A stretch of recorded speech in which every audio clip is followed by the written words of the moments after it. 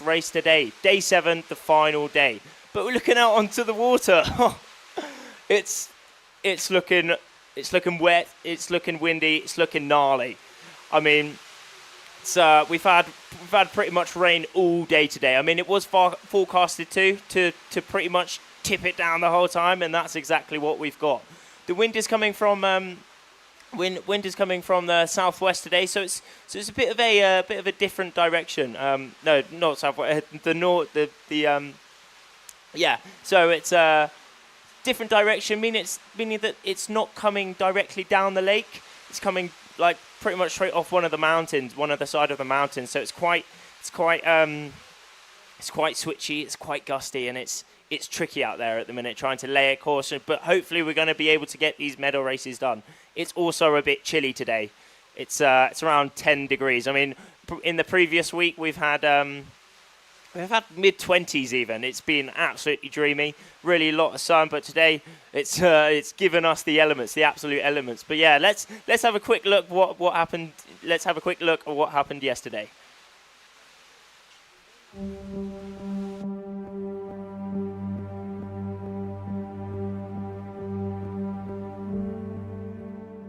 Penultimate day of the Under-21 World Championships and International Games, and the pressure is on.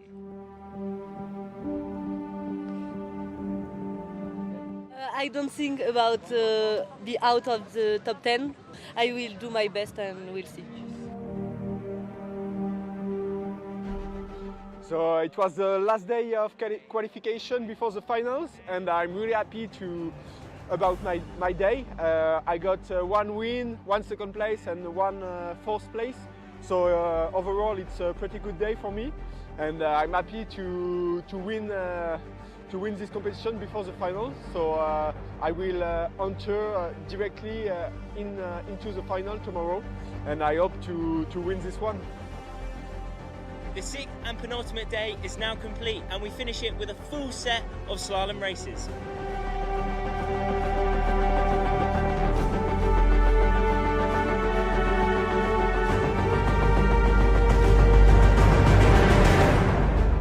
For the majority of the competitors, that is the end, but now we have the top 10 women and top 10 men secured for those medal races tomorrow. We have an awfully fruity forecast for tomorrow, so it's going to be action on, so make sure you tune in tomorrow.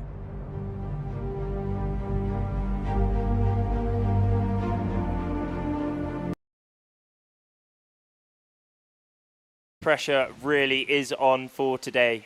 But here in the booth, Sandy. We're joined here by Sandy. Yeah, absolutely. Yeah, what a wild, wet and windy day here in Lake Silverplan. A huge contrast to what we've had for the last few days. Wow, yeah, I mean, it's just completely different. An absolute stark contrast. I mean, it's quite chilly out there now. The wind's very gusty, switchy, which we've had some of that in the previous days. But yeah, coming into this final medal race series where we will be crowning our Under-21 World Champions. I mean, it's coming up soon. We've got a little race start on the left of the screen at the minute. I think I can see the flag up on that bone, meaning that is a postponement flag. So we're just going to have a little more wait, hopefully get those conditions ready for those medal races. Yeah, absolutely. Obviously, the wind that we've had for the last few days has been the Maloya thermal wind. This is not that. This is essentially like a storm front, like you would expect anywhere else in Europe. We are 1,800 meters above sea level here in the Swiss mountains. So yeah, the weather is quite funky. And yeah, as you said, we are into the first race of this medal series. So the competitors up on your screen now. So it is essentially the top 10 from the last few days of the qualifying series go through into this medal series. First race, the quarterfinal, is position 4 to position 10. And as we were discussing yesterday, this is a level playing field. This is all to play for. It doesn't matter whether you're in 4th or 10th. It's completely level. That's one of the cool things about the final medal race series here at iQFOiL. I mean, it's all in. It's really all in. The pressure inside these races is just unbelievable. As you said, 4 to 10. I mean, Max coming into this last day in 4th place, but also Daniel Tash in that 10th place. But they are completely equal in this race. Whoever comes top 2 in this race advance to the next round into that semi-final. Yeah, absolutely. Daniel Tashtash especially had a mixed bag yesterday, but managed to jump up from that 11th place into the top 10 and get himself a position here in the medal series. So he'll be pretty pleased with it, and I guess he'll be looking to continue on. He had a bit of a big jibe crash yesterday in the slalom, but they managed to bring it back and actually won the next race, or the race after. So yeah, he'll be pretty pleased with that and looking to make a bit of a statement today, hopefully. And it will be, as we look at the women's as well, quarterfinal. So the way it's going to work, we're going to run the men's quarterfinal, then the women's quarterfinal, men's semi, women's semi, and then men's final, women's final. So that's the way it's going to work. And on the screen now is some of the female athletes in the quarterfinal. Yeah, I mean, we're seeing 5th, 6th, and 7th, all those Italian riders here, Linda, Sofia, and Carola. They are dominating this top 10 at the minute. I mean, none inside that top 3 at the minute, but these 3 riders, that, I mean, 2 of them can be on that podium, how it works, because the top 2 go through. But, I mean, even Katrin in that 10th place, she has absolutely nothing to lose now. No. But a bit of an interesting story yesterday. Basically, the night before the medal races, all the equipment gets inspected. Mm-hmm. They all go into a tent, all the race, the class managers and the technical dudes, they check all the equipment, make sure no one's doing any funny business. Yeah. Registering the equipment, registering the right codes, but unfortunately Katrin put in a wrong code on the registration, meaning that it was the incorrect code, meaning that unfortunately she got a little bit of a penalty.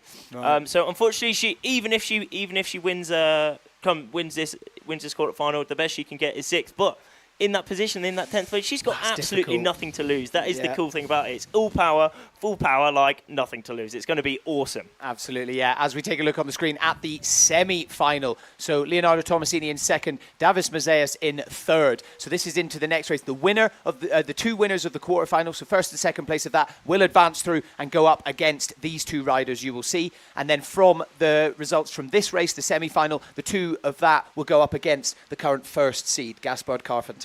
Exactly. As we move into that women's semi-final at the minute, Sofia Meyer and Manon Pianazza currently coming into this medal race series in 2nd and 3rd and already securing their spot in that semi-final already. For sure, they will be wanting to really cement their place in that semi-final and hopefully get that top 2 spots. But I mean, those riders before, it's interesting because the riders before qualifying into the semi-final, they already have a race under their belt in the day. Yeah, absolutely. As we take a look at the men's grand final. So as I said, the 1st and 2nd place from that semi-final will go through and they will come up against the flying Frenchman himself, Gaspard Carfentan. He's had a good event, hasn't he? He's had a very good week this week. I mean, pretty much all the competition he's been leading. After every single day, he's just been absolutely flying out there, and for sure he will be really wanting to wrap up this competition with a lead and winning and hopefully getting that under-21 World Championship. But moving into the men, it's also Adi Milo. Again, really doing well this week. There's been a little bit of a switch up in one of the days, but she's gone straight back into that lead. Yeah, absolutely. She's basically held that lead for the whole time. There was a brief switch up with Sophie Meyer as well, but she still managed to find herself into 2nd place. So it's going to be really interesting to see what happens as we get towards that grand final. But yeah, I mean, we're looking out in the water still. Looks quite light, even. Yeah, it looks like it's dropped right off, doesn't it? We've had readings of 5 to 30 knots today. It was howling earlier, wasn't it? It was nuking, absolutely nuking. But I mean, it's just dropped off for the time being. But that is this about this direction. I mean, it is a bit of hit and miss, but I'm really hoping that we can get. The race committee are going to be doing all they can to really get this medal race series complete. Absolutely, yeah. It'd be really great if we could get a full proper medal series run. As we take a look at the top 10. The current event top 10 on the screen there. So Gaspard Carfentan, we've just discussed him. Into 2nd and 3rd. Davis Mazeas putting on an incredible performance in the marathon race, basically holding the lead for the entire time. If you're unsure what that is, a marathon race is 5 laps essentially of the entire lake here at Lake Silverplana. It's about an hour long, maybe just shy of an hour, and Davis Mazeas was basically in 1st place the entire time.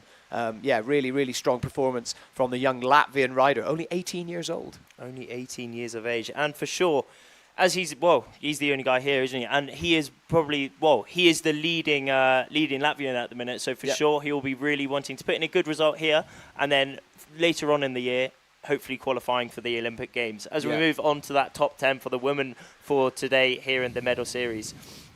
Yeah, absolutely. Adi Miller, again, just a really consistent performance throughout the whole week. Sophia Meyer had her best event she's ever had. She's put in a real good performance, and yeah, she's going to want to try and repeat that today.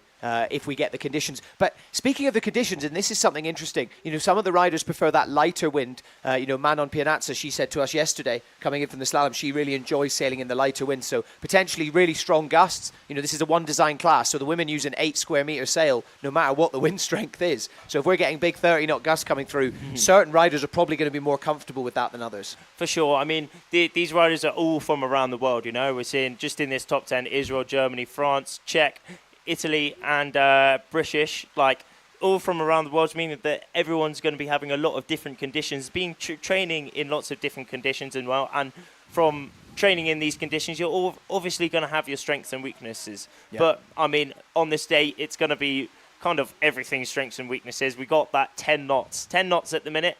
But it is switching a lot from that northwest direction. Yeah, I mean, you can see the rain as well. It's kind of been raining all day, but this is the heaviest rain we've had. And sadly, I think that has kind of made the wind extremely gusty and almost kind of switched it off a bit. That definitely looks like the wind has dropped completely compared to when we first got started. There was the flag was certainly flying when they first got out there. There was a lot of guys sort of foiling around. Yeah, I mean, we also see that temperature 10 degrees.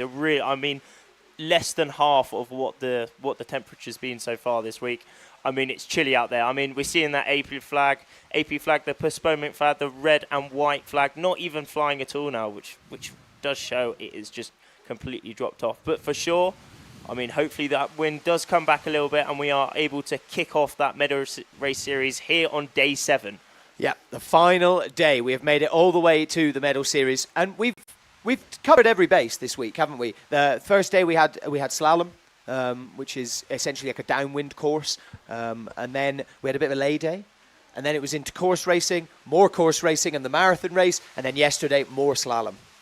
We managed to cover every format, and the idea behind these differing formats is to give every rider the best opportunity for them to showcase their skills. Some riders will be better at different other formats. They may prefer it. They may train it a little bit more. But by running all three, it means we get the best all-round sailor at the end of the week. No, it certainly does. I mean, here in the medal race series, you'll have a slightly different course as well. Yeah. And that does include both reaching upwinds and downwinds. So it's kind of a mix of everything and kind of a America's Cup style race, so it's going to be all in full power, quite short and sharp races. So the pressure it's on it. Only the top 2 riders qualify from each race here, the quarterfinals and semifinals into that final, and then also the riders behind that.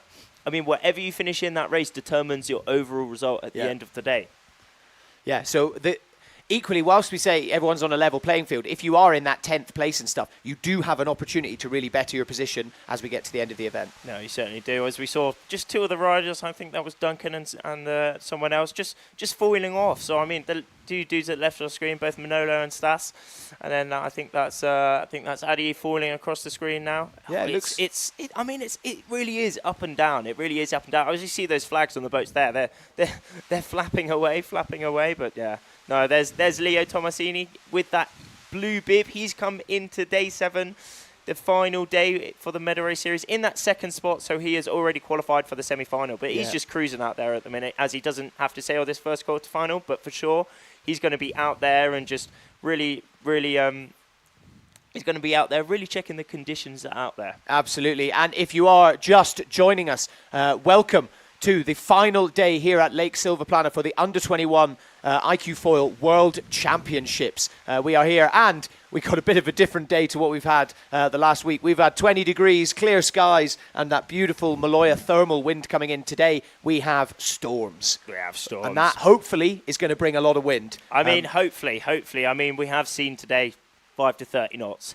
It certainly brought wind, but it's brought lulls as well, and it's really, really tricky conditions out there at the minute. See Bernat Thomas, Espana 339 on. He's just going out there at the minute. He's having a look, I'm not too sure. Maybe he's talking to his coach at the minute. I mean, the wind has dropped down a little bit now, 6 knots. I mean, that really is on the edge for suitable conditions for completing these final series medal races today. But for sure, I'm really hoping that we will be able to get these races going. Yeah, absolutely. And Bernat, interestingly there, literally sheeted in and just got up onto the foil, cruising around there. Yeah. And some of the riders you can see the orange flag there. It does look like there is a bit of wind as we take a look at the quarter-final. So this is the first round that will be coming up, the first race. And as you can see at the top of the screen there, the top 2 from this race will advance. Now, this is from position 4 to position 10 of all the racing from the last week. So it's only the top 10 of the men's fleet that have come through into today's racing. And it's position 4 to 10 that will be racing in the first quarter-final. The top 2 from this race will go through into that semi-final up against position 2 and 3. Top 2 of that in the semi-final will go up against first place. Yeah, that's the cool thing about this medal race series. I mean, it's a different format to what we've done in the previous days, but it is a really exciting, adrenaline-filled format. 4 to 10 do have all an equal chance in qualifying for that semi-final, hopefully, yeah. And maybe even into that final. The cool thing is, I mean, the 10th place can qualify for the semi-final and then all the way into that final, and does have a shot at that World Championship title. Absolutely. So, a reminder, this is a World Championship title as we get into the countdown for the start of this race. So you can see in the top left of your screen, just over 2 minutes and 35 seconds to go. It does look like the wind's picked up, looking at the flags there on the boat. It's a miserable day to be a member of the race crew, isn't it? Yeah, that's it. But they're working as hard as they can to really get this racing started. I mean, we're seeing that orange flag and that yellow flag. The yellow flag with the iQFOiL on it means it is the boys. It's the boys quarterfinal coming up very soon, and we're inside that 3 minutes, coming up to 2 minutes soon. At that 2 minute point, the black flag will be shot up. To just signify all the riders, and we will get a horn signal on the water as well, just to notify them all. And that orange flag basically marks the exact point of that pin for the start line, and there goes up that black flag. So we are inside 2 minutes for the race start of the men's quarter-final. Here we go. It's hotting up. I'm so glad that we've got the wind, and hopefully we're going to be able to run a race. Wherever you guys are watching from, if you're watching on YouTube or Facebook, anywhere like that, leave us a comment. Let us know where you're watching from, which of the athletes that you are rooting for, who you'd like to see on that podium.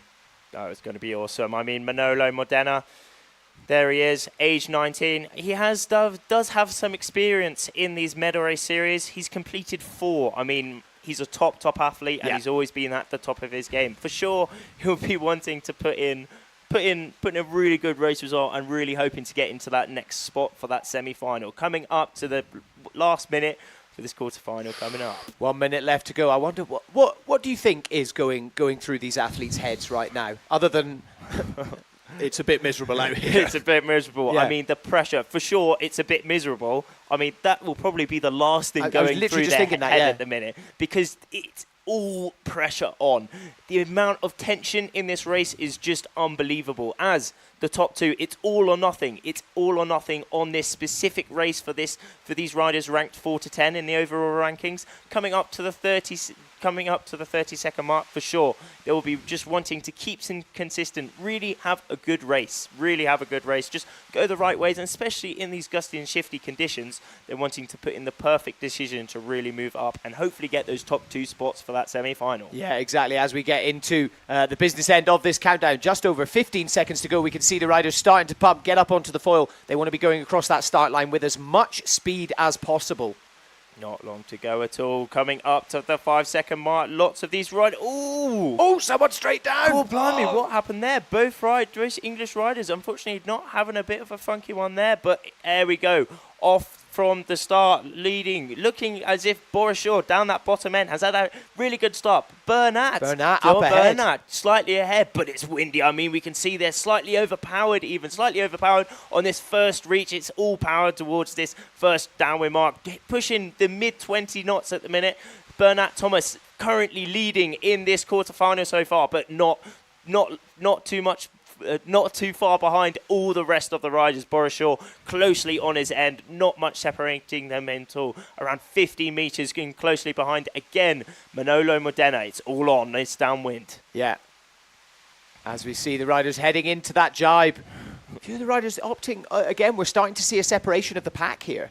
Separation of the pack. I mean, in this course, this medal race series, we have a race where it's a reach and then reach downwind, upwind, reach, and then the last reach to the finish, the drag race. But again, this downwind, this course allows for lots of tactics and lots of speed and just balls to the wall kind of thing. Full power iQFOiL racing, but it's looking like Bernat Thomas. Bernat holding it. Walls closely followed by. I mean, Boris Shaw having a little good rounding there, but there's not much separating them at all. Boris Shaw in that first place, and then switching up again, Bernat, who will be at that upwind now. They're now making their way upwind to their third mark.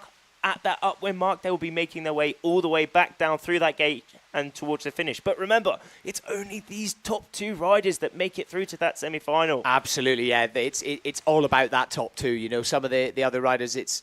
You just have to try and get yourself up there. But equally, at the same time, you almost don't want to treat this any different to any other race. Ultimately, all the other races, all they're trying to do is come into that first position. You know, you don't want to overthink it and start thinking, oh, maybe actually all I need to do is come second. It's like, no, you still want to be aiming for that first place and giving it everything you have. For sure. I mean, these riders are at the absolute top of their game. This is the World Championship. Oh, Bernat Thomas just coming out there. The foil coming out of the water. Just a bit too high on that foil. He saved that really well. Saved it extremely well. But this shows that would have how been a race hard ender, these wouldn't conditions it? are. That would have been a bit of a race ender. Oh, it looks like he's come off the foil there. What's happened there? He's having a little look back. It's because he came in his ley line. He came in short of the mark. Bit too short of that mark, but that's opened the doors for Manolo Modena taking the lead in this race so far. But Bernat going down to third, unfortunately, outside.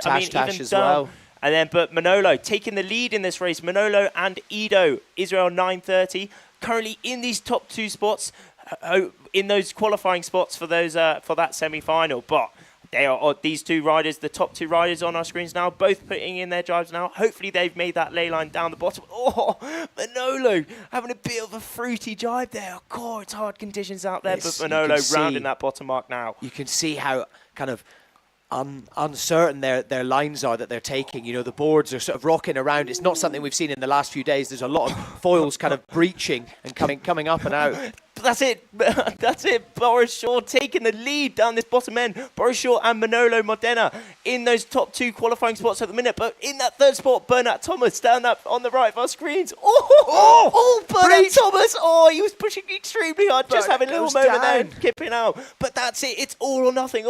But that's opened the doors for Ido taking that third spot. Oh, God, blimey. But, interesting stuff.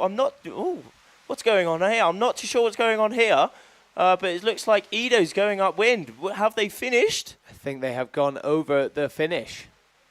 Yeah. Well, I mean, if we're seeing that right, it looked as if Boris Shaw and Manolo Modena taking those top two spots. That's what it would. Yeah, that's what it looks like.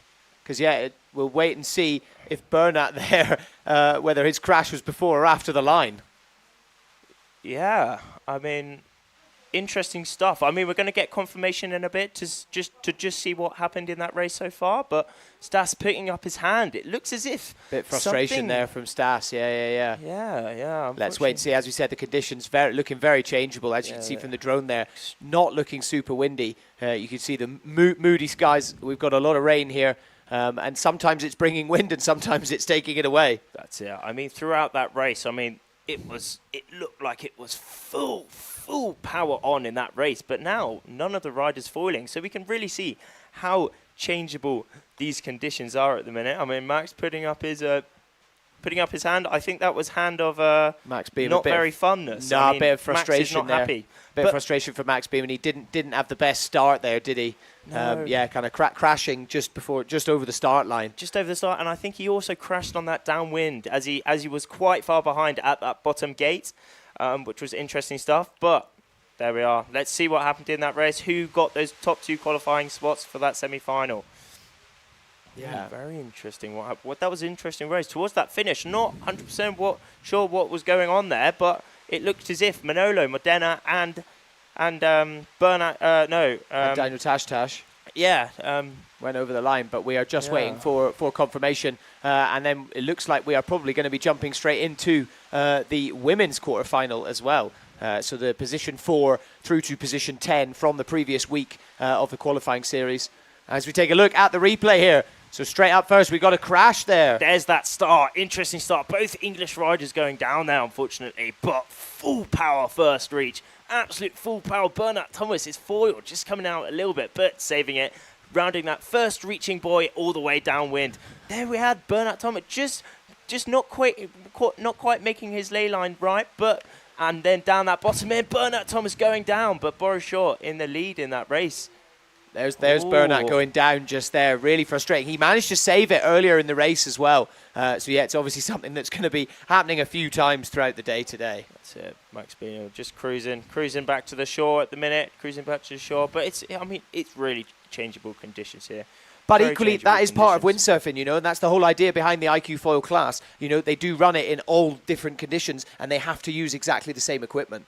Yeah, you that's know? it. And then taking a look at the quarterfinal for the women's here. So we have 4th place to 10th place from the previous week of racing. They will be going up against each other, and the top 2 will advance into that next round. There we are. We'll see. That's it. Christina Pinisova in that 4th place position, but also Katrin Williams in that 10th position. Remember, all these riders have an equal chance. It's all down to this race. They're on a completely even playing field now. All it is the top 2 riders going through to that semi-final. Yeah, absolutely. Christina Pinisova, one to mention, probably not exactly where she wanted to end up this week. You know, realistically, coming off the season that she's had this year, she was probably looking to find herself at least within that top 3, if not in the first position.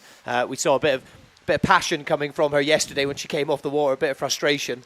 So yeah, you know, probably while she still had a good event, she's here in the medal series. I'd say she's probably going to want to try and prove to herself that she can really climb up today. Yeah, for sure. I did have a conversation with her yesterday. I mean, I was like, oh, insane, you've made the medal races in the under-21 World Championship. I mean, she was Youth European Champion earlier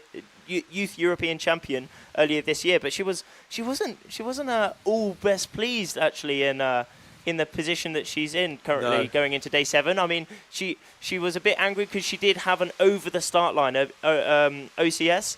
Means she was disqualified from that race, so that moved her outside of that top 3, but for sure she will be going full beans, full ham in this race, really trying to qualify her spot in that semi-final. Yeah, absolutely, yeah. And that's where it gets so interesting, you know, with this, and that's why we run all the different formats and we run so many races to kind of give everybody a bit of a fair shot. And hey, sometimes that does mean, unfortunately, you might have a bit of a bad day at some point. You know, Marion Couturier as well, she's one to mention. You know, the course racing, she came in from the course racing having got herself up into 3rd position overall, and then had an inspection on her gear, and it was deemed that her harness was too heavy. So sadly, she basically was disqualified from all that, found herself dropping out of that top 10, and then the next day won the marathon race, which of course counts for double points, and found herself up into 8th place. For sure, yeah. Marion Coutier on our screen at the minute, France 11. She will be one to watch.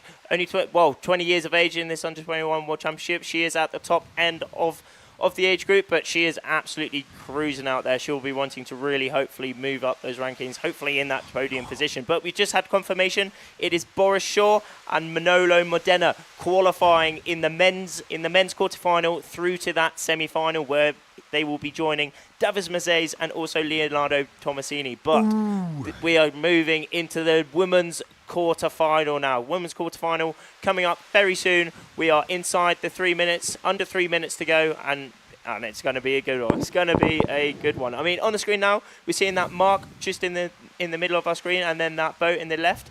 That was the that's the start line. So coming up to a minute, not under a minute to go now. For sure, these riders will be wanting to hit that start line full power, full speed, and hopefully getting them with the best head start towards the other riders in this quarterfinal for the women. Yeah, absolutely. Yeah, if you've been joining us for over the last few days for the qualifying series racing, you'll probably notice that it does look a little bit different So it's a bit of a different setup. The wind is actually coming from a completely different direction. It's coming essentially straight offshore, whereas the last few days it's been coming all the way down the lake, and it's been that beautiful, steady thermal wind. Obviously, there are gusts and shifts and things within that, and that's something that we've discussed. The riders taking advantage of that, and they're going to have to dig into that skill bag today, because as we just saw from the men's quarterfinal, it is very gusty. They're seeing gusts of 20 to maybe even 30 knots, with an average of probably around 8 to 10 knots. That's it. I mean, coming under 10 seconds to go now in this quarterfinal, all starting to speed up. Oh, it looks as if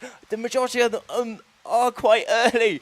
Oh, that's hard, but that top end, it looks like Ola, Alexandra getting a really good start, maybe winning this start, Poland. It is so much about the start as well, isn't it? If you can come off and have a good start, it's going to bode you really well for the rest of the racing. No, it certainly is. Down this full power first reach. Marion Coutier coming back, actually, maybe even taking the lead so far.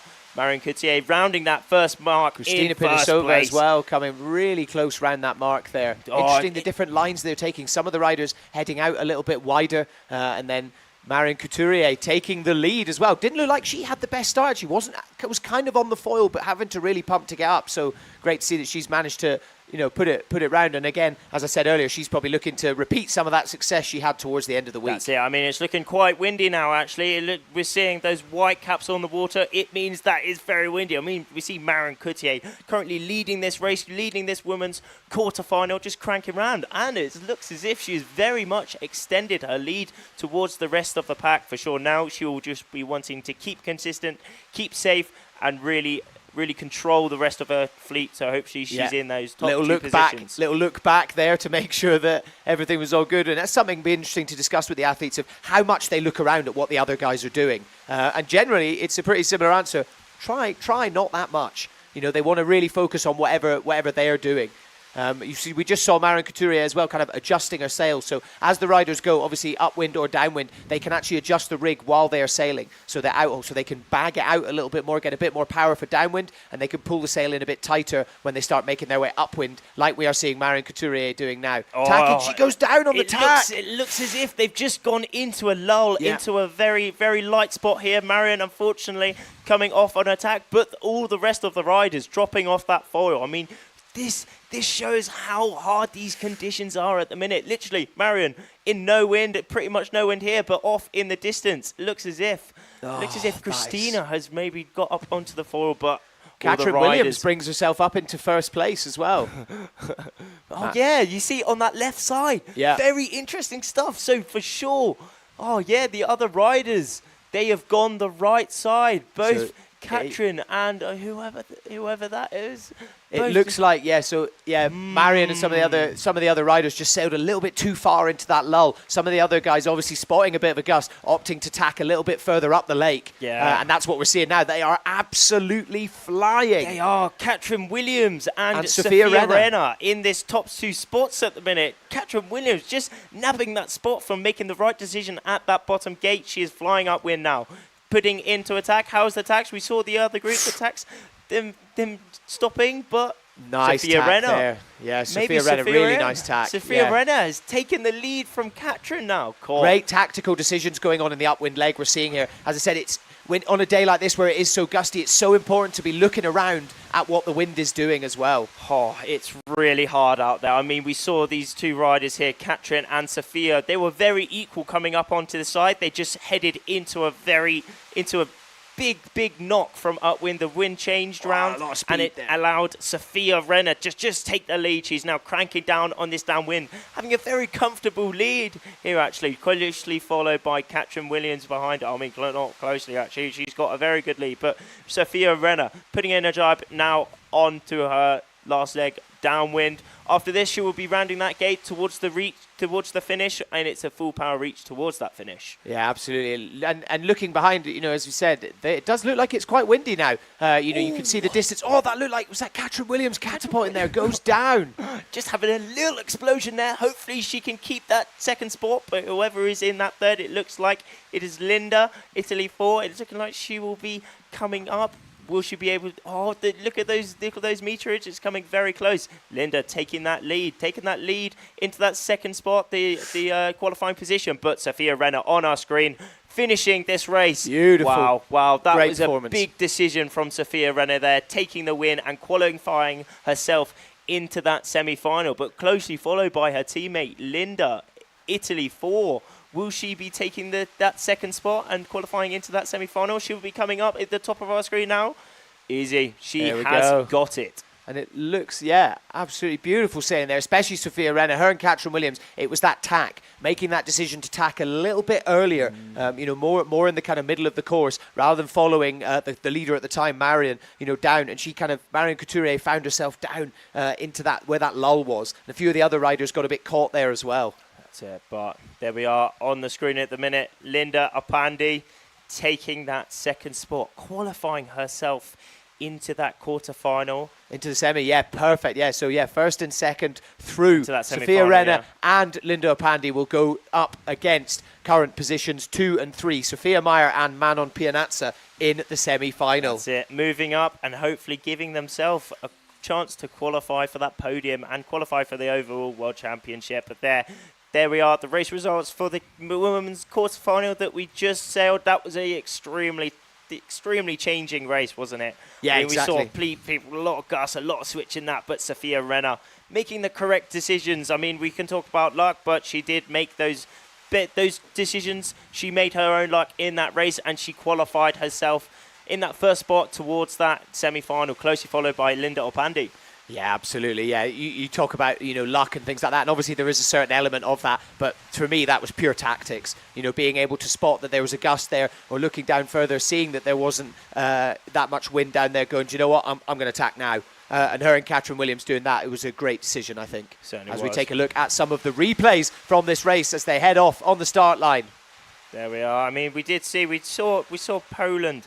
Poland was 777. No, not Poland, but it was Alexandra, Ola. Poland 122. Yeah, it was Ola taking the early lead there, but Marion Coutier, she put the beams down, she put the power down, but here we were going to see where they sail into that lull, and where they go upwind. no wind. And we see at the top of our screens, both Sophia and Katrin still planing, still foiling super fast, but that it was that left side that really paid on this in this race. Yeah, absolutely. Yeah, by making that decision to just tack that little bit earlier, I think that really paid off for them. And as we see, both of them cruising down, and then there's that crash there from Katrin Williams. That was a big heartbreaking moment for her. So frustrating. But as we said, and straight down. That is rough, isn't it? She was in that second position, qualifying position, but unfortunately, she doesn't. She has that little explosion, but for sure, I mean, explosions do happen in this race because everyone are pushing extremely hard. But moving on to this semi-final for the men. Absolutely. Qualifying from that semi-final, we have Boris Shaw and also Manolo Modena joining Davis Mazes and Leonardo Tomasini. Only 4 riders in this semi-final, so it's going to be all power balls to the wall. Yeah, absolutely. It is now all to play for. The top 2 from this will advance through to that grand final coming up against Gaspard Carfentan, the current leader, who's basically been leading the event the whole time. Who's your money on? I mean, we saw in that race. Here we are. But as we go to a quick replay for these those two girls that qualified. But yeah, moving on to these top 4 riders. It's a hard one. We have seen these races have been so changeable, really gusty conditions, really switchy conditions. So, to be honest, it really can be anyone in this race. But for sure, we saw Davis Mazes winning the marathon earlier on this week. He is for sure really, really having the mental side on it. So, I think Davis Mazes may have a shot in getting those top 2 spots. You've stolen my answer from me as well. Yeah, as I said, it's just when he came into the booth the other day after winning that marathon race, I think the big thing that I took from it, I've been calling him the smooth operator, after that, and he just seems so chilled. He doesn't seem like he's letting any pressure get to him, anything like that. And then given the fact that he's potential Olympic hopeful for his country as well, you could say that there's a lot riding on his shoulders, but you wouldn't see it having a chat to him. He seems so relaxed. He's just in his element. He is in his element. He's a proper chilled dude. I mean, is he wearing his glasses again today? He's been swagging out all week, wearing a pretty sick pair of shades. For sure, he is one to play for in this semi-final. But we also see Boris Shaw, he won the quarterfinal. So does he have a little bit of experience on this course already? For sure he does. Will he be able to really use that experience that he's had in that quarterfinal to maybe even qualify, maybe even win this result? But going even to these live conditions, it's now 12 knots, but we've seen how changeable these conditions are. It's super tactical. It's super just hard work. But these riders that are at the top of their game, really trying to make themselves have a shot for that World Championship title, that Under-21 World Championship title.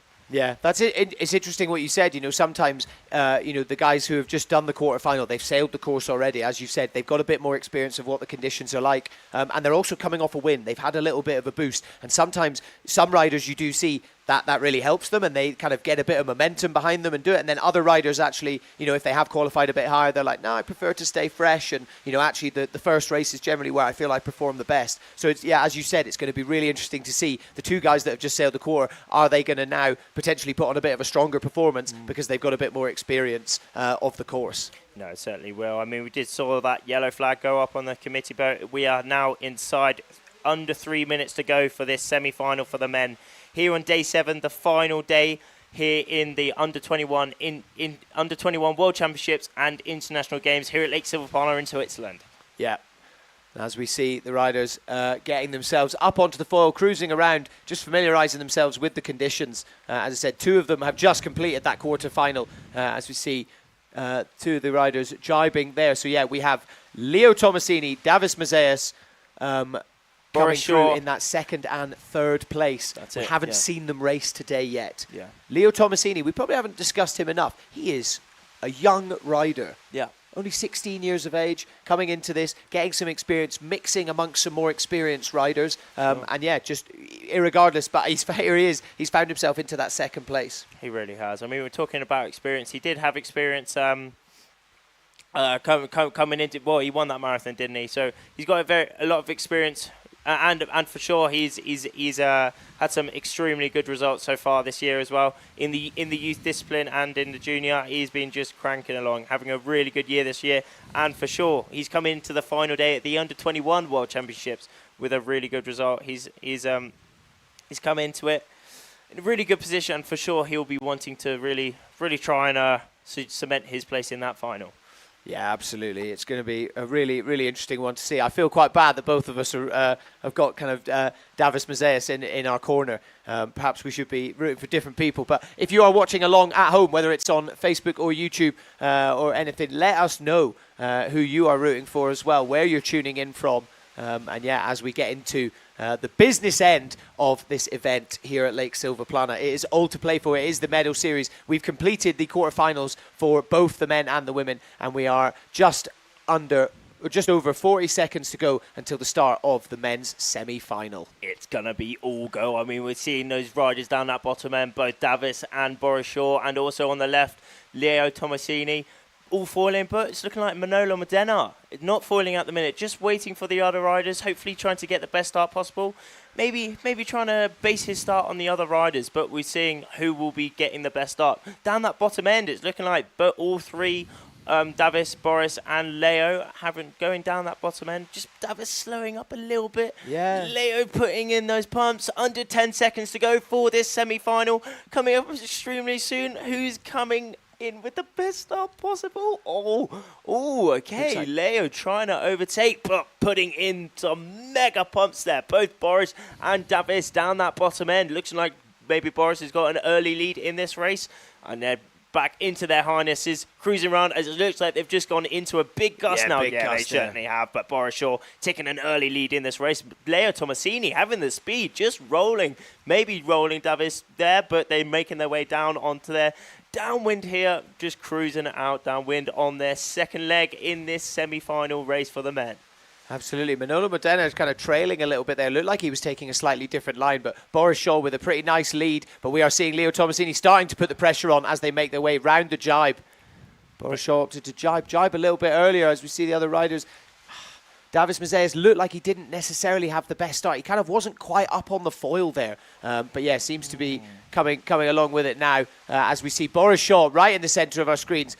Pumping up. Putting Looks in like those pumps. going for Oh, that he jibe. hasn't quite made that ley line, so Jibing he's again. going in for one more jibe. Oh, no, he's actually going off onto the left side. Back round the Davis mark. Mazeis with a big attacking move, but not, unfortunately, not quite making that move possible and just going in. Little explosion there, which allowed Manolo Modena to take that second spot. Not the cleanest rounding from Tomasini. Leo Tomasini, but He nearly it's went all down that as he well. needed. It's all that he needed, but concentrating back onto Boris Shaw, leading this. Oh, how clean foil was that? tack. Beautiful. Didn't touch down at all. He's going to be really pleased with that one. Is Leo Tomasini going to be able to pull one off of his own? But we see Manolo Modena. Remember, another creamy just tack touches from Leo down there. a little bit. But for sure, he's lost barely any speed, barely any VMG. But Manolo Modena coming towards us on the screen now. He will be really trying to put in those attacking positions. Just on the right, Davis Mazeis down that bottom end. We did see a slight slip up. That's how much pressure is in this competition at the minute. But Manolo Modena making his way onto this left side of the course, just cruising up. Where is this tack? How's Manolo's tack? Oh, it's another one, another beautiful. lovely one. Just creamy. That technique is lovely. Putting in those big pumps to really try and maximise his VMG, maximise his speed and upwind potential. Oh, He might have a good line here, actually. Yeah, that's Manolo right. Modena. He's gone a little bit different and trying to opt, rather than, as we said before, rather than trying to do, you want to do as few tacks as possible to try and get that ley line. It looks like... Coming up. It's port starboard. What's going to happen here? Oh. Manolo Modena just making that cross, but That was Boris Shaw. close. Yeah, extremely close, but Boris Shaw, I mean, if he has made this ley line, for sure, it's going to be close because he's really putting in some big pumps now. Oh, But, no, he's come off the is he gonna foil. make it? Oh. I think that was a really good move from there, though, because remember, it's the top two people that go through to this to the final, as this is the semi-final. But Manolo Modena just taking the lead paid off in for this him. semi-final right now. It really did pay off. We Yeah. saw Manolo Modena right back from the pack there, and he's just taking the lead. How amazing is that? Yeah, absolutely. Yeah, managing to, rather than going across to the other side to do that first tack, he opted to kind of go the other way a little bit, and it's really paid off for him. It does look like Boris Shaw might actually be coming above him there. But yeah, Manolo Modena, as you said, coming from, essentially the back there. That's really paid off for him. Leo Tomasini as well nearly went down when Davis Mazeis did as well, and I think that cost him a little bit. It certainly did. I mean, but we're seeing the top two riders here, both Manolo, Italy 27, and Boris, GBR 319, taking a very, very comfortable top two positions here. But remember, it's behind. You see, certainly can. I mean, but that's it. Boris Shaw and Manolo qualifying for that final, so they have a guaranteed spot on that podium now. They're going to be joining Gaspard. But yeah, interesting stuff there. I mean, we saw Davis Mazeis coming in at third place, unfortunately not qualifying and I think he's now going to be fifth overall, but going back into those replays. Yeah, let's Boris take a look Shaw at these having replays. a great start. He Yeah. had a really good start. Yeah, amazing start there from Boris Shaw. Was leading the pack, and we can see there, Manolo, kind of behind everyone for a little while. He's kind of at the back of the pack there. I was going into this thinking this is Boris's to lose, and Leo Tomasini looking really strong as well. But this is where the point of difference started. Davis Mazeis goes down.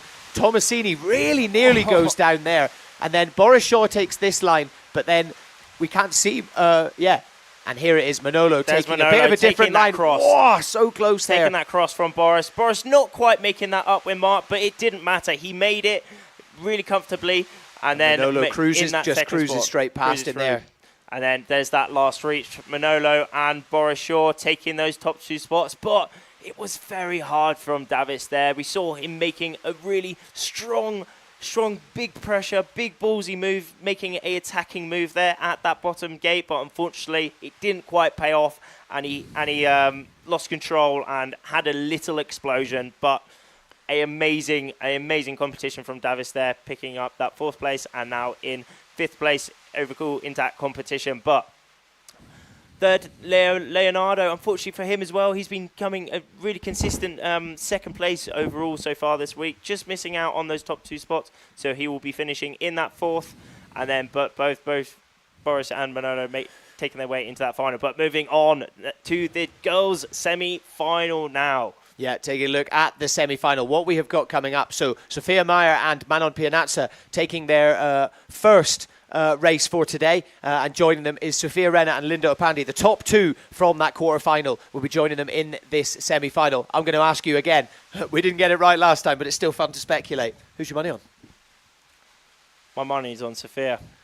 I really think she's got it. I mean, the thing is, Sophia Mayer, she is having her best competition ever so far. She is really just storming along. I mean, even in one of the days here this week, she was leading the competition overall. Yeah. In second spot now, but she will be really wanting. Yeah, there she is. Sophia Mayer, 18 years of age, highest event finish 12th. I mean, but she's second overall. So it's even an insane competition so far for her, and she'll be really wanting to make that top two spots into that final. Yeah, absolutely. Yeah, I think that as well. But also, as we were discussing yesterday, the two riders that have been sailing already today, potentially, they've got a bit of momentum behind them. They've come off a win, especially Sophia Renna. She's going to be looking to replicate that again, and using that momentum, motivated herself with that win, and she'll be looking to try and replicate that. I think that's where I'm going to put my money. Right. Yeah. No, but that's it. Anything can happen in these medal races. I mean, everyone's equal. All four riders here, both Linda, Sophia, Manon, and Sophia, they all have an equal chance, and nothing's. It's all down to this race. I mean, this is a really good shot here. Actually, we can see the kind of conditions that are out here on the water. It's really up and down and changing, and it's really gusty, isn't it, Sandy? It is, yeah. But for that men's semi, they were up and going the entire time. Of course, sometimes they had a big gust. We saw Davis Mazeas go down, but that was kind of coming out of a jibe as well, which we saw yesterday with Daniel Tash. So that's kind of to be expected. It did look like it had kind of settled down a little bit there. So fingers crossed we can get through the next few races and get this done. As I said, we've only got 3 to go. That's it. Only 3 more races to go. I mean, up now, that blue flag going up. We're going to be doing the women's semi-final, and then after that, we have those 2 last finals where we'll be determining the podium overall for this whole week of competition. But yes, that is blue flag up. Blue flag up for the women. We are under 3 minutes to go for this semi-final. I mean, someone cruising out, trying to stay falling, trying to have a good idea of what's out on the course. I mean, we're seeing the whites on the course. It's again super windy. There's definitely some breeze. There's definitely plenty of breeze. We saw it in the women's quarter. They all kind of sailed, or a few of them sailed into a bit of a lull. But other than that, we've kind of seen pretty. I don't want to say good conditions, but yeah, definitely easily contestable conditions. Obviously very gusty and up and down. But hey, that's what these riders train for. They are the best in the world. No, for sure. But I mean, this is extremely tough conditions for them. I mean, we've seen a lot of frustration out on the course from the riders who didn't quite qualify, but also some pure elation from some of the riders who did qualify, as we saw. I mean, the leaders completely switched up. At 1 minute, one person was having looked as if they had a comfortable lead, but then the people from right at the back of the fleet, they come through and win. So it's hard conditions out there, but for sure this is iQFOiL racing, and it's epic stuff as we come into under 1 minute 20 to go, coming up to that 1 minute mark for this women's semi-final. Exactly, yeah, and that's as you said, about the race format, because there are upwind, downwind legs, there's jibes, you are going to have to go through a series of tacks as well and things. Anything can change. As we saw from the last race, Manolo Modena was at the back of the pack for the first 50% of that race. It was only on that upwind leg that he really kind of found himself. You wonder, I think he made some brilliant tactical choices, but also 2 of the riders, essentially, one of them fully went down, the other one came off the foil, Leo Tomasini. So you wonder whether that kind of gave him an opening to really get himself ahead of them as well. So yeah, we can see anything change in the previous women's race as well, the quarterfinal. Marion Couturier with a really comfortable lead, but then just found herself in that lull, and then the 2 girls at the back of the pack essentially found themselves still in a gust and were able to get round the course. No, that's it. As we're coming into the last 20 seconds coming up for this women's semi-final, 20 seconds until that go. I mean, none of the riders are actually falling at the minute. They're really close to that start line, not having a long start line. So they're just going safe mode. They do not want to be over that line, and they want to be really close to that line in case they can't get foiling. But down that bottom end, Manon Pianazza speeding up. France 7-1-2 closely just behind her, just above her. That is Sophia Renner, but Manon Beautiful Pianazza start there for having Manon. a very good start there. She's just cranking round in that red bid, coming into the final day in that third place position. But followed by both Italian riders, Sophia and Linda, and then Sophia Meyer in that fourth place position with that blue bid. But we're coming into this first mark. Anything can happen at this first mark. Let's see how this downwind goes. Yeah, and as we said, you know, Sophia, she can look at some of the previous races. It's by no means is she out of the running. You know, looking at her now, she obviously is trailing a little bit, but by no means is she out in the slightest at all. You know, we've seen it happen already. As soon as you get round to that upwind leg, because it is so gusty, it is such a tactical course that we've got here. You know, with this style of racing that we are doing. As we see all the riders getting around their first jibe there. Just a hard jive from Sophia there. Yeah. It's really, really tricky out there. I mean, it looks like they're completely stacked Yeah, now. it does. They do, don't they? It's so up and down these conditions at the minute. 1 minute it's 10 knots, 1 minute it's 25 knots, but the fleet splitting at this bottom gate. Manon going off onto this left side, and then Sophia going off onto the right. Sophia Renner going off onto the right, Italy 25, but we will be following Sophia going off onto this right side, but she is the only one going off onto this right side. This is... I mean, we've seen the riders in the previous races that have gone right. They have found success. It does seem that you can point a little bit higher. You know, we saw it with Manolo Modena in the last race. Heading right has worked really well. That's it. Sophia Renner putting in her tack now. That's the thing with splitting up from the fleet. It can go all good or it can go all bad. If you sail into a lull and you stop foiling, all the rest are going to go. But if the other group stop foiling and you just keep going, you're going to have a really comfortable lead as the group on the left now making their way, now putting in their attacks. But, which mark? Oh, okay. I'm not sure what's going on there, but it's looking as if Manon still having that lead at the minute. Sophia Renner just making that cross to Italian. Yeah, so in teammate this case, it Linda perhaps Apandi. hasn't paid off for her, unfortunately. Potentially just didn't manage to point high enough. Yeah, it looks like Manon potentially has the better angle. But it's extremely close. I mean, we saw Sophia Renner. She's gone a lot further down that off onto that right side. Interesting stuff. Will she be able to find a perfect gust to lift her up the course, or maybe a bit more pressure to really put some more power in her sail and make her go faster and more high upwind? But on this left side, Manon Pianazza. Manon and Linda both on a really good line here.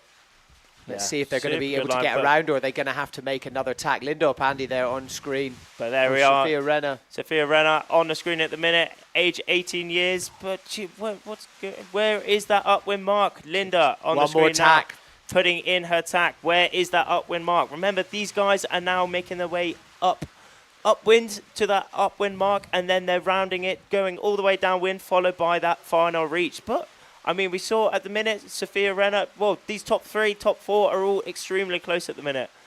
But it looks as if they are making their way. Interesting stuff. We'll get confirmation. Yeah, it looks like potentially. We'll get confirmation of what's happening at the minute, but my bets are they have just abandoned that. Yeah, that race. Yeah. Okay, that was interesting. So, I mean, remember. I was like, I saw that mark on the screen. And I was like, oh, why is that mark there? But it was the mark was drifting.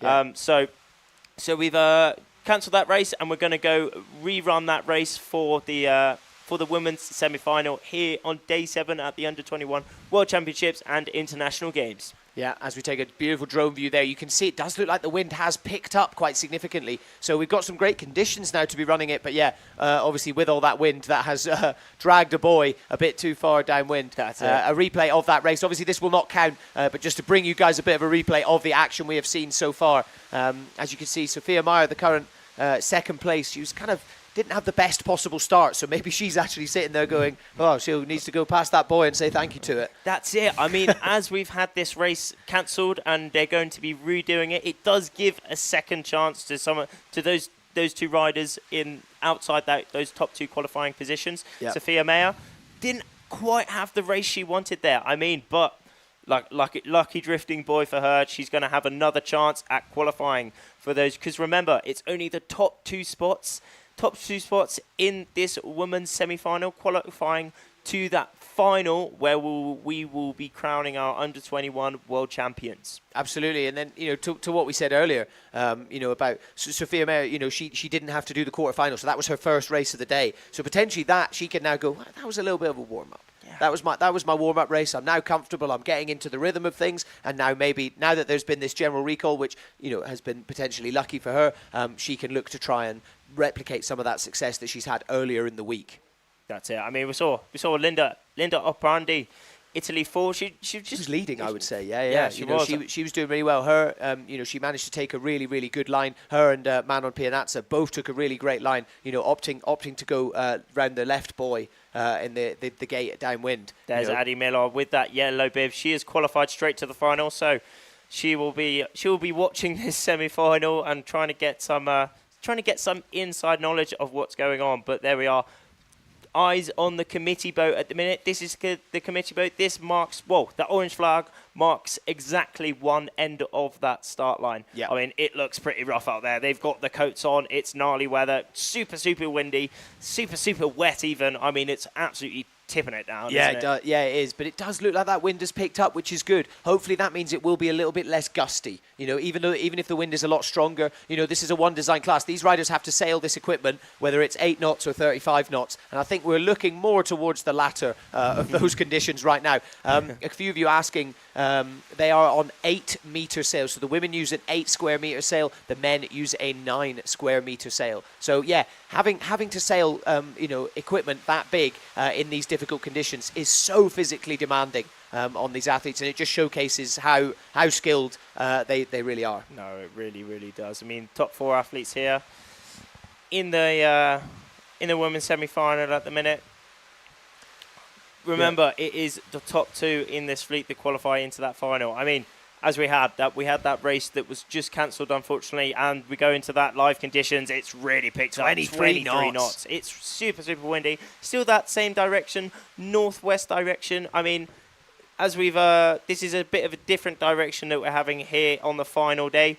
It means it's gusty, it's shifty, and it's super technical and hard conditions. But this is a bit of this is the beach cam. It's wet, isn't it? I mean, no doubt some parents and coaches just watching out, not even taking any shelter in these gnarly conditions. But there we are, Manon Pianazza on the right of our screen, and someone just cruising through. I'm pretty sure that's Adi Miller with that yellow bib on.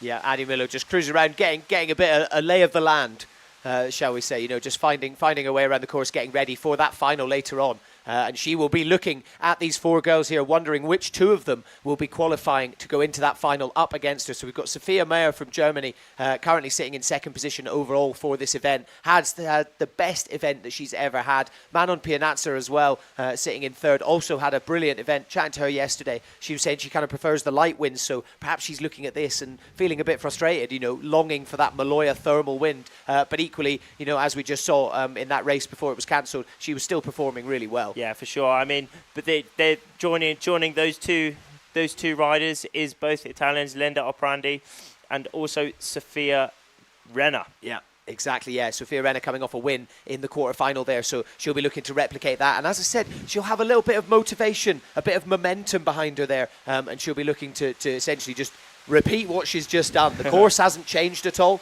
She'll just be looking to do it again. So it's going to be a really interesting one. And as I said, Adi Milo in 1st place. So she doesn't have to do this. She can chill. I think you can see her at the bottom of the screen there, the Israeli rider wearing that yellow vest. She can just cruise around and wait and see who will be her adversaries in that final. Yeah, I mean, could it be Sophia Mayer on our screens at the minute? Germany 1-2-4-7, only 18 years of age. She hasn't actually, as we're seeing on here, she hasn't competed in any medal races so far. This is her first one. I mean, it's going well at the minute. I mean, hopefully she will be able to do it well, but then moving on to that 3rd place overall coming into the last day. Manon Pianazza, France 7-1-2, 19 years of age. So still fairly young, all these riders. I mean, This competition is under 21 World Championship. Yeah, exactly. Yeah, opting to jump up a little bit, get a bit more experience with some potentially older riders who've been doing it for a bit longer. I mean, it's a great way to challenge yourself. And these guys have clearly stepped up to the plate as we find ourselves in the medal series. That's it. I mean, we just saw Sophia Renner and then here Linda Opandi. Only 16 years old 16 and years of age. sitting in third place currently. So, some of these riders so young, essentially at the start of their careers. And that's the beautiful thing about the iQFOiL as a discipline and as a class. It does really help the riders, build up towards a career and ultimately try and end up at the Olympics. Yeah, we are. But there we are. There we are. The race start coming up. Blue flag is up on that committee boat. We can see it on the left side of our screen, coming up to 1.5 minutes to go until this start is going to be on. Top 4 riders. I mean, the riders, this is the semi-final. They will be really wanting to qualify for that final spot. Only the top 2 riders go towards that final. Yeah, exactly. And you've got to wonder, we've been speaking a lot about momentum, and I wonder if that kind of general recall because of a mark. We had to cancel this race, and then they're going to run it again. You've got to wonder, does that get in certain? If you were leading that race, Linda Opandi, she was doing really well. You've got to wonder, is she kind of, on the other side of it, a bit frustrated that had to stop, and she's now got to do it again. It's going to be really interesting to see how she performs, having to do it again. Start completely from scratch. That's it. But coming into this last minute, under a minute to go now.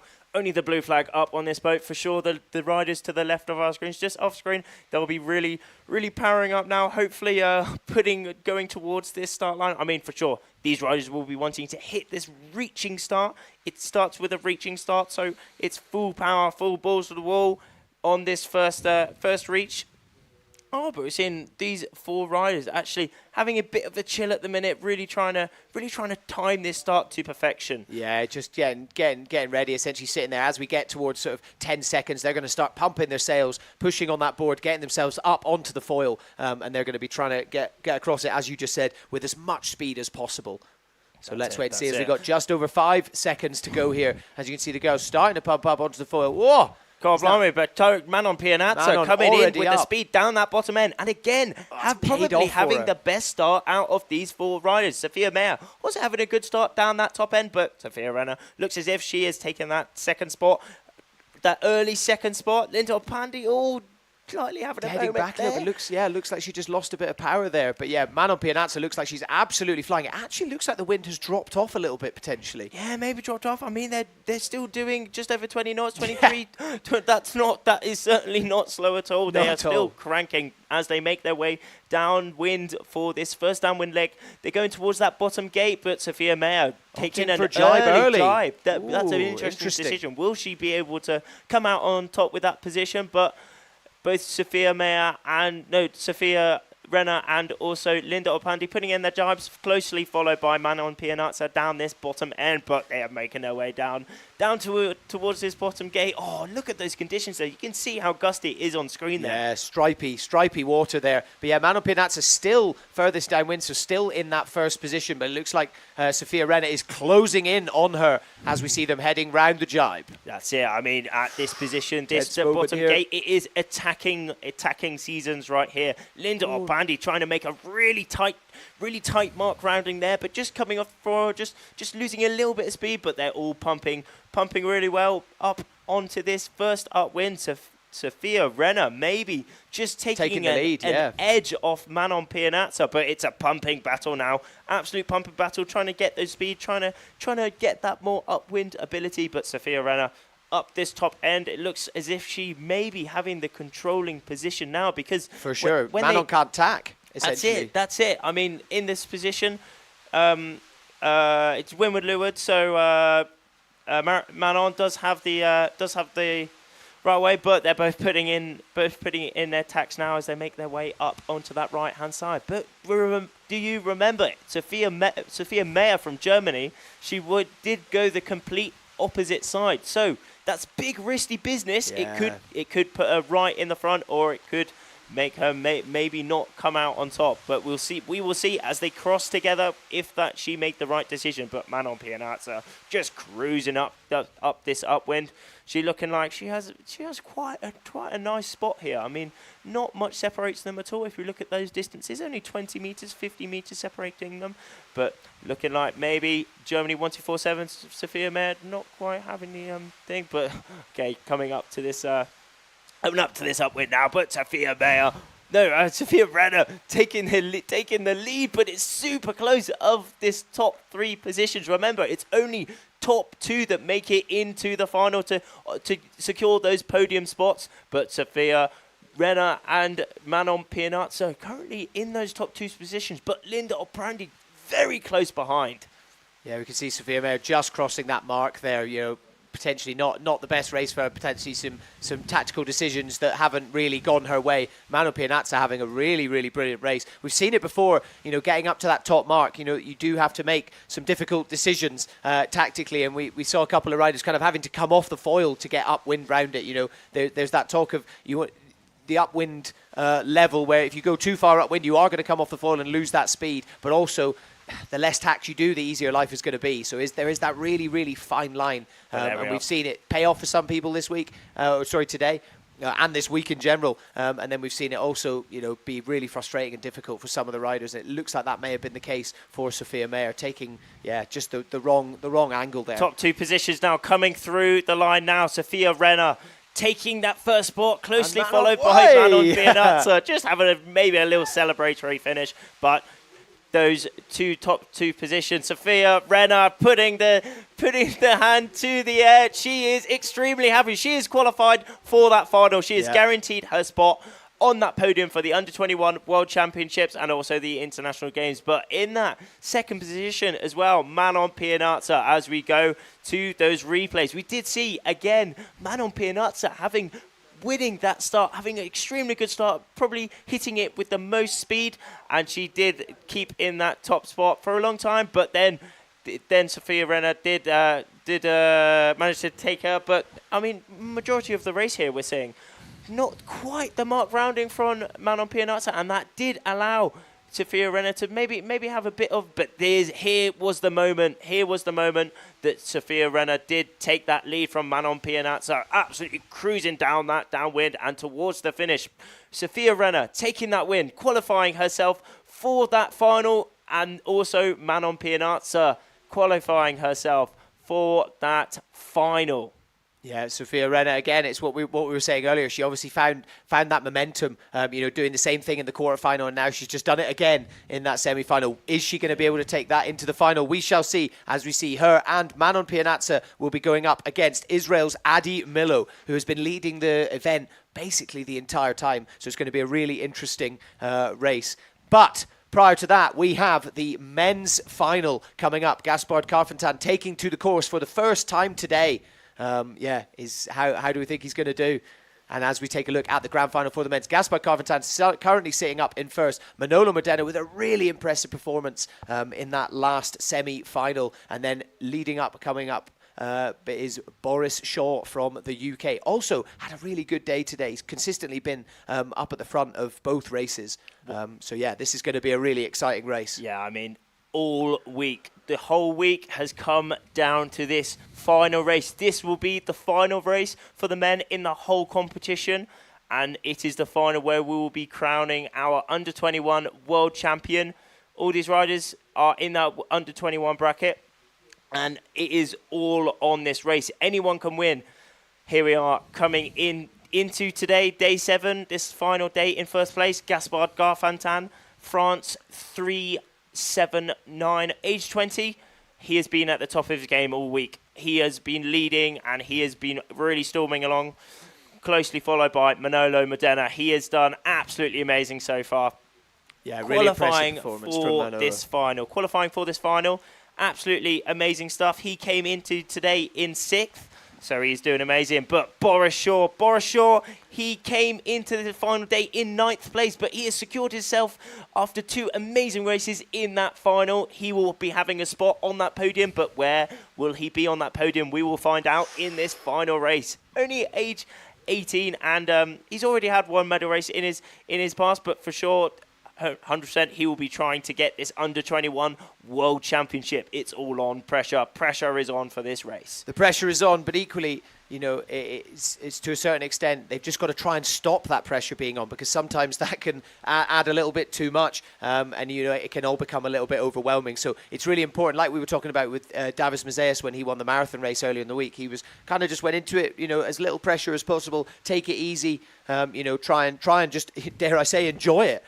So yeah, these riders, whilst they will be hugely competitive and feeling that pressure a bit, I think they're going to really want to try and minimise that and try and just sail as they have. You know, these guys are at the top of it already. They're in the medal series. They've got nothing to prove, but they are going to want to try and maximise that and get themselves on that podium. Now, under a minute to go for the final race.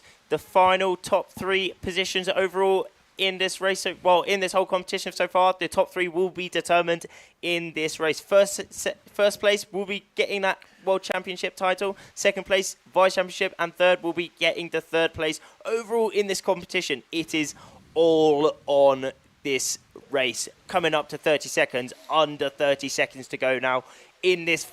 Before we have the start of this race, it's going to be absolutely amazing. Manolo Modena, Gaspar Garfantin, and also Boris Short in this race. Who will be able to cop that win? Oh, I'm excited. I couldn't tell you who my money's on. I really can't. We haven't seen Gaspard sail today. You know, we haven't seen him do the course or anything, but I mean, you know, having watched him over the last week, you know, he's not to be underestimated. But Boris Short and Manolo Modena both had a fantastic day today so far, and coming in with a lot of momentum. As we see them crossing that start line, looks like Manolo Modena currently leading neck and neck with Boris Short potentially. Very, very close on this first reach. The top 3 riders, Boris Short is absolutely cranking down, but Manolo Modena down that top end. Oh, he's absolutely cranking. It's full power out there. They are for sure in a gasp, but Garfantin, Gaspard just in that third place position. But how close is this? Boris Short just letting off his outhaul, but Manolo taking the early lead in this race. Nearly both went down. And again, a little bit of dolphining there, but he manages to save it. How close is this race at the minute? Manolo Modena saving that little humdinger he's going on there. How amazing was that skill, but keeping the lead as Garfantin takes in that jibe, closely followed by Manolo Modena. Super close there to Manolo. Let's see Gaspar Garfantin making a really attacking move, and he looks as if he is taking the lead. And Boris Shaw maybe. Oh, how close is this? But Gaspar Garfantin again taking this lead in this race so far, but how close? How close is this at the minute? Really extremely close. Top 3 riders. It's all in this race as Gaspard rounds the bottom gate on the left. It looks as if Manolo Modena has gone up the other side. Boris Shaw really putting in his pumps, working extremely hard. Remember, these guys, this is the last race of their competition. Where they finish in this race determines their place overall on that podium. It's all on this race. Yeah, really impressive there from Gaspar Garfantin. You could see the other guys as they came downwind, both of their foils kind of started to breach a little bit. Gaspar choosing to kind of stay a bit broader, not go too far downwind. I guess maybe, you know, a bit of foresight. He kind of knew, right, actually, I'm in a bit of a gust. And then he really managed to get past them there. Beautiful foil tack there from Boris Shaw. Boris, didn't touch down at all. Utter legend taking that foil jibe, complete foil jibe. That will be really putting him in a good stead in this race. But it looks as if both Gaspard and Boris have gone the right way so far. But remember, anything can change. Manolo Modena has split from these 2 guys. They're going on the other side. But here we are. Boris Shaw cranking up on this upwind. He is looking in front of him, Gaspar Garfantin. But he's in this controlling position. Garfantin taking in the jibe. Let's see the tack. See the tack from Boris. And another foiling tack from Boris. Incredible. Absolutely amazing. And taking the lead. Has he taken the lead from Gaspar Garfantin? Come on, Boris. Come on, Boris. Taking the lead in this. He's now making his way downwind on this last downwind. After this, he's only got one more reach. Can he be able to keep this lead? He's currently in this first place. He came into the last day in that 9th place. Can he take the win overall? But Gaspar choosing to jibe a little bit earlier. But now Boris Shaw taking in his jibe as well. Oh, it's all down to this race. Oh, Gaspard maybe taking a little good gust there. It's all on this first and second spot. Who is going to take the win? This is so intense. Gaspar Carventan choosing to take a little bit of a different line. It looks like it might have paid off for him there. A hugely tactical decision. Boris Shaw just with that incredible foil tax getting himself back upwind. But it looks like that gate though. There Gaspard. is that gate. It's going to be really, really close. Gaspard putting in his stripe now. Boris Shaw making an attacking move. Oh, so Who close. will be down on this last reach? It is a last reach towards the finish. First and second spot. The world champion here. Who will take the win though? Let's draw. Oh, it's extremely close, but maybe Gaspar Carventan has taken the lead here. Not much separates them at all, but how close was that? First and second, Gaspar Carventan. It looks as if he has taken the win and he has jumped off, a celebratory jumped off. Let's get confirmation of that, as that was extremely close, but it looked as if Gaspar took the win there. Absolutely amazing stuff. It came down to that last maneuver on that gate, but here we are. Gaspard Carventan on that yellow bib. He's been leading all week and he is taking the win here in Lake Silverplana for the Under-21 World Championships and International Games. Yeah, looks like incredible finish there. I mean, we are just waiting for confirmation, but I'm pretty sure that is, Gaspar Carventan will win this event here at Lake Silverplana. And look at it there, the elation on his face there. He's been a consistent contender throughout the entire week, and what a way for him to finish. Absolutely amazing stuff. Hats off to Gaspard, leading all week and winning this final. Absolutely awesome stuff, but it was extremely close. It really all came to down to that last reach. It was all on that maneuver, but it looked as if Gaspard just had that little bit better. So top 3 positions for this Under-21 World Championships and International Games winning. Taking that championship title, it is Gaspard Carventan, closely followed by Boris Shaw in that second spot. Amazing medal race series for him. Let's take a look at the replay.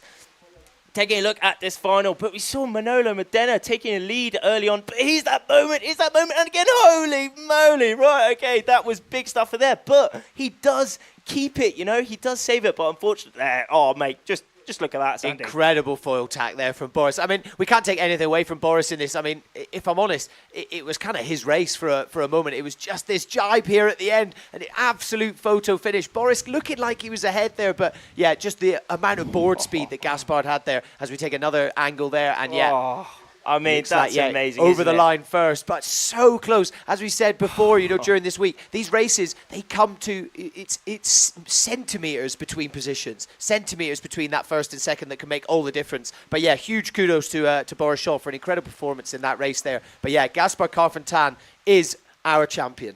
Under-21 world champion. Well done, Gaspard. Yeah, incredible work there for the Flying Frenchman. He's the Flying Frenchman for a reason. And yeah, just some amazing tactical decisions throughout the entire week, but perfectly demonstrated there in that race as well. Demonstrated there, as you said. I mean, that just sums it all up. He has had an absolutely amazing week, leading every single day, making the best tactical decisions, having really consistent results all throughout the week, and taking the win. Taking the win in this men's final. Amazing stuff from Gaspard there. Yeah, awesome to see. And then him just in the water at the end there, just overcome, just letting it all sink in. It's probably been a big week of obviously he's been winning, but hey, he's definitely been looking behind him all the time, and he's had a lot of other riders biting at his heels, whether it's the marathon race, he didn't have a great day that day.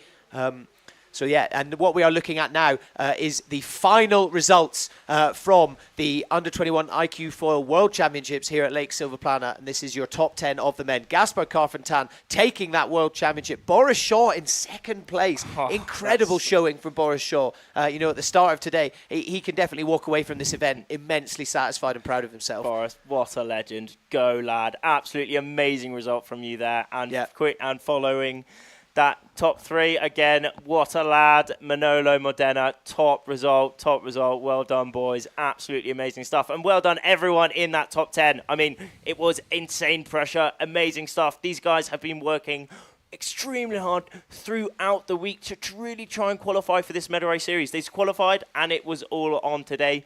Absolutely. And let's take a little look. We are going back to the women's. It is the women's grand final. Adi Millo from Israel 665, taking to the water for the first time today for this final. Will she be able to stop an extremely in-form Sophia Renner? Sophia having won both of the quarterfinal and the semi-final, both of the previous races from today. Manon Pianazza finishing up as well. So these three athletes taking to the water. We have just over a minute to go. Yeah, this is another huge race we've got coming up. It is a big one. I mean, as you said, the whole week it is leaned up to this final race. In this competition, in this race, we will be crowning our under-21 world champion, vice champion, and that third place for the women. And it is going to be an amazing race. Everyone in this these top three riders, it's all equal at this point. It's all equal. So we are going to see some mega action here. Who's going to win it? We will see, but under 15 seconds to go now before the start for this women's race, the last race here in Lake Silverplana. Who's going to have the best start? 5 seconds to go, all powering up, starting to build their speed. Manon, she did have some good starts before, and it's looking like maybe Adi Miller, but both Adi Miller and Manon Pianazza having some both really good starts there. Sophia Renner just out the back there, but for sure, these guys are all extremely close. Not even... Oh, you see, Adi Miller just really trying to control that foil, trying to control that power from the sail.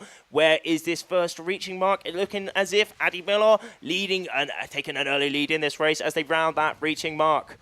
Yeah, really nice round in there from Adi Miller. Yeah, Sophia Renner coming up behind, but we've seen it plenty of times today. You know, it doesn't matter where you're sitting at in this position. There's still so much racing to be had. We've still got that big upwind leg, and that's where we've really seen the positions change today. So it's going to be really exciting as we see them going round the jibe here. There we are, Manon Pianazza just making an attacking move on Adi Miller, but both Sophia and Adi taking their jibes now, making their way onto this right side of the downwind. But again, attacking move from Sophia Renner, Italy 25 down there, but in that yellow bib at the minute, it's Israel 665, Adi Miller, who will be taking that win. Oh, it's extremely close now. Okay, Adi Miller making their way on that upwind side of Sophia Renner. A really big attacking move, but it looks as if... Oh, what's going on here? Oh, okay, Sophia Renner has taken the lead so far in this race as they round that bottom gate, but it's Manon Pianazza up the top of her screen, going on to the other direction, which will be the best side to go, but it's Sophia Renner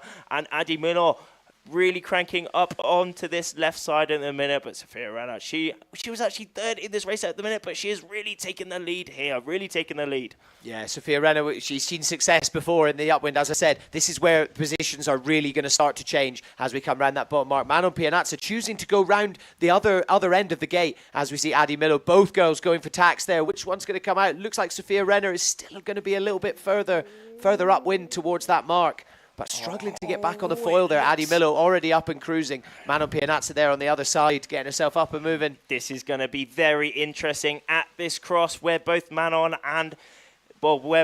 Adi, and Sophia all cross. Who will be taking this? Who will be taking the lead so far? It looks as if Sophia Renner has taken a big upwind stint here. Maybe she's caught a little lift and move her up with the course a bit. But both Adi getting Miller, very close to Manon on the other side. Manon coming through. Who's going to make this cross? Sophia and Manon. It's going to be an extremely close cross. What's going to happen here? But Sophia Renner just taking that lower line as Manon did have right of way there. So it looks as if again the rankings switched up in this final race. Manon Pianazza taking the lead so far here, but in that second and third position, it's extremely close. Manon Pianazza making her way on her last downwind, but extremely close battle from that second and third up the top. Who will be rounding that top boy first? It's looking as if Sophia Renner and Adi Miller. How close is this? This is going to be extremely close for this first, second, and third race. But Manon Pianazza, it paid off for her. She choosing to go off on her own way. She managed to get that really good ley line. As she said, it looked like the wind maybe dropped off a little bit. She said she loves sailing in those kind of lighter winds. And yeah, so incredible technique there, especially on the upwind there. She was kind of unhooked and really trying to get up as far as she could. And now we're seeing that pay off. Is she going to be able to hold on to that lead as we come into the business end of this final, the grand final for the women here at Lake Silverplana? The grand final. This is the last race of the whole competition. Extremely poor. The last manoeuvre for Manon here in Lake Silverplana, but second and third. Oh, a big attacking move from Adi there, closely followed by Sophia Redder, but it looks as if Manon Pianazza is taking the lead. Will she be all right to take the win here in the And there it is. Hand up, but second to third, it's going to be extremely close. Manon Pianazza winning this race, and in second, Sophia. Oh, Big blimey. catapult That was a juicy one, but a well-earned, juicy one. Wow. Incredible work there. Manon Pianazza, just an unbelievable tactical decision there on that upwind leg. As I said, that is where we see those positions change, and she made the right decision there, using that port starboard rule there, getting in the, Sophia Renner had to move out of her way, and she managed to get round that mark to overtake everyone, and that pure sportsmanship there from Sophia Renner and Manon Pianazza. How cool is that? Both beautiful to top see. 3 positions. Manon Pianazza winning that, and Sophia Renner there as well. Oh, they're loving pure it. Stoke, pure Stoke. It's raining. It's tipping it down. It's really hard conditions, but we're windsurfing. The Stoke levels, everyone is super stoked, and it's just absolutely wicked. There we have it. Both Incredible finals, work. all the races complete. Amazing stuff. You're under 21 world champions, Manon Pianazza for the women and Gaspard Carfentan for the men. So an all French champions. Interesting stuff. Very interesting stuff. But following up that second position for the women, Sophia Renner, again, a really amazing competition for her. Italy Incredible, 25. yeah. I imagine a frustrating race for Adi Millo, but equally can't take anything away from her leading all week and coming away with a third. You can't necessarily grumble at. I'm sure there'll be a bit of frustration, but let's take a little look at some of the replays here. So as you can see, Manon Pianazza, not necessarily leading towards that start, but it was this upwind leg as they made their way back up. Look, her choosing to go the other way, so that's her sailing off into the distance there. And then we can see here just pumping. Look how far upwind she's managing to point, pumping that sail. Look at the board. Every pump, it seems to go further and further up. And that really, really worked for her as we went, round that top mark there. And she just managed to get past that one. Here's where Sophia Renner had to go downwind of her there, the port and starboard tack rule. And she just found herself on the right side of it. And then look at this, just a commanding lead over the other two riders and getting over that finish line. At the end of the race and following it off with a bit of a catapult. Oh, we love to see it. We love to see it. And stoked after it, Sophia Renner and Manon Pianazza hugging it out, hugging the week out here in Lake Silverplana in Switzerland. How epic is that?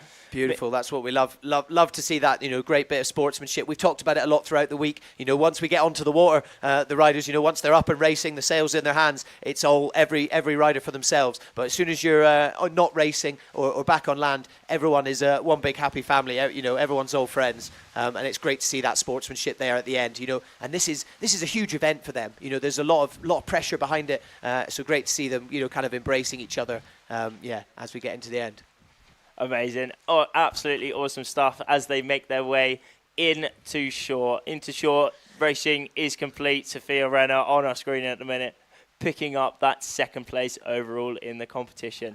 Incredible work there from Sophia Renner. She's not a rider we've necessarily spoken about so much, during over the course of the week. She's had really good, consistent results. But yeah, she hasn't, I don't know, maybe she, fallen by the wayside for her. So for her to come into this, and that just showcases, how great these kind of the medal series racing is. Like we said, anyone in that top 10 can come out on the podium, and that's exactly what we saw there. Exactly what happened. I mean, we did see Adi Millo leading the whole week, but unfortunately she didn't quite have the final medal race she had, picking up in that getting third place in that race. So she is third overall, but Manon Pianazza, just epic stuff, picking up that win. Just wicked, isn't it? Just wicked, isn't it? Here she is, making her way back in, Manolo Modena, hugging it out. Another amazing medal race series from him. The last day was epic. Oh, he's loving it. He's just loving it. Oh, he's loving it. I'm loving it. Everyone's loving it. Yeah. What a lad. Italy 27. Some magic moments there for Manolo Modena coming back onto the shore. Yeah, third place overall, clutching that Italian flag there. The rest of the guys, we actually heard, the last few, these guys outside, we're not too far away from them. You could hear them all cheering as the guys all went over the finish line. And we can see Boris Shaw bringing his equipment up as well, representing the UK, Great Britain. He's going to be, I'm sure, getting a similarly warm reception as he gets into the beach. And there is your women's world champion for the under-21s, iQFOiL here, cruising along the lake there. Just Manon enjoying Pianazza, it. Yeah, enjoying the last sail here this week on Lake Silverplana. I mean, that's it. It can be all power, all like absolute full power racing all week, and then it's just cool for them just to have a little sail in, have a little relax, have a little cruise. I mean, at the end of the day, all the windsurfers here are having the best fun possible. I mean, it's just amazing. I mean, even with this equipment, like, it's just fun. Super, super fun stuff. Yeah, absolutely. Yeah, it's just incredible to see the range. You know, we've had fairly similar conditions for the last few days, so for them to be able to showcase these skills in differing conditions as well is super impressive to see. As we see Adi Millo bringing herself back into the beach there. It was in that yellow jersey in that kind of first position coming into today, and we'll leave with a third. Oh, sorry, that's Gaspar Carventan. Jumping in there. There is your men's world champion for the under-21s. That's just epic. And we can hear the shouting outside, the whooping. Everybody on the beach. Closely joined by her, there's Manon, both French riders taking the win, taking these under-21 World Championship titles. Just amazing stuff. Vive la France! There's going to be a lot of very, very happy people in France today, I imagine. Yeah, it certainly will be. It's wet. I mean, look how wet it is today. The conditions are pretty miserable, but it's been just absolutely amazing racing here for the final series at the Under-21 World Championships and International Games, and we have now crowned our leaders and determined that top 10 overall. And there we go, Manon bringing herself into the beach. Look at the emotions there as she comes in. Gaspar Carventan also coming up the beach. Look at the smile on his face as well. And there you can see the weather, miserable, but no one, it's not stopping anyone being down there, is it? Not stopping anyone. I mean, they got their big coats on. Just amazing stuff there. Gaspar taking his equipment out of the water for the last time here this week for the competition. Epic stuff. Love coming in from the French coach there. That's just sick, isn't it? Oh, there he is. What a lad. Get in here. Yeah, and they are going to be making their way, and I think they are going to come and join us. Both riders are making their way over in that hut. Ooh, yeah. They're coming. Oh. But yeah, just the riders now taking their equipment out. I'm going to have a cheeky interview in a sec. Interview the world champions. This is going to be awesome.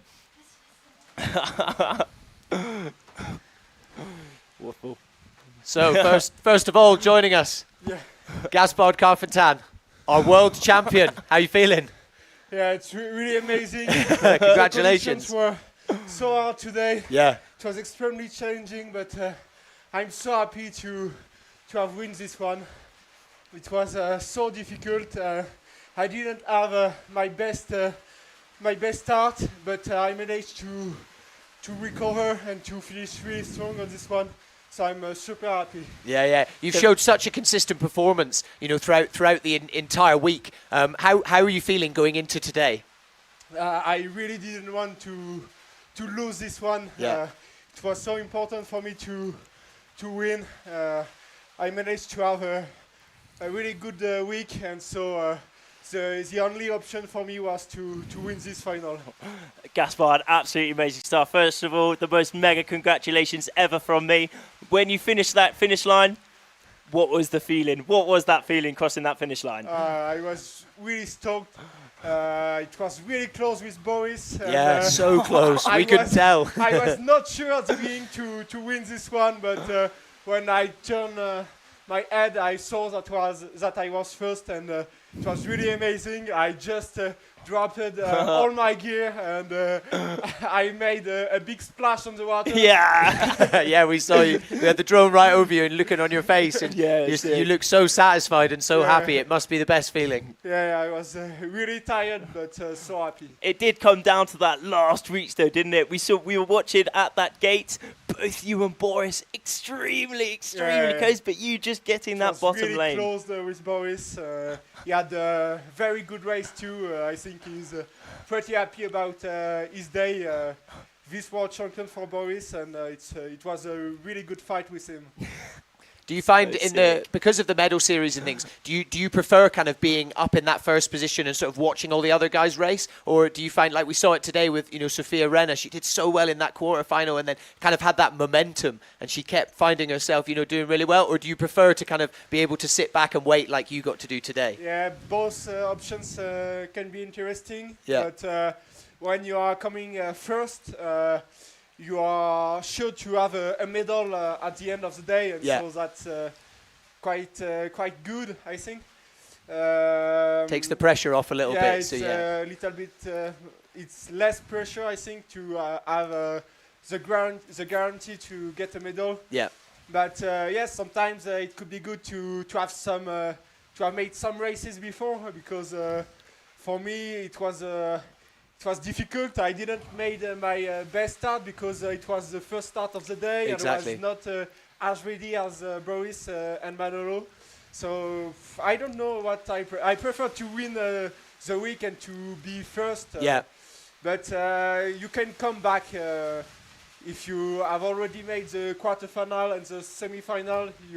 I think you are more prepared for the final. Gaspard, amazing stuff. You are under 21 World Championship. World Champion, will you be partying tonight? Yeah, I think. I don't know if there will be still a lot of people because of the rain, and I think some people are already gone. But yes, I think I will be at the party tonight.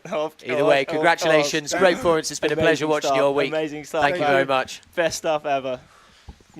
Great to hear from the new under-21 world champion, Gaspard Carvetan. And we've got another world champion with us. Manon Pianazza, under 21 World Championship. One champion, how does it feel? It was really hard today with rainy. I think the most stressful was the semi-final. Yeah. Because you don't know if you will have medal or not. And in the final, it's full on and don't think about the other.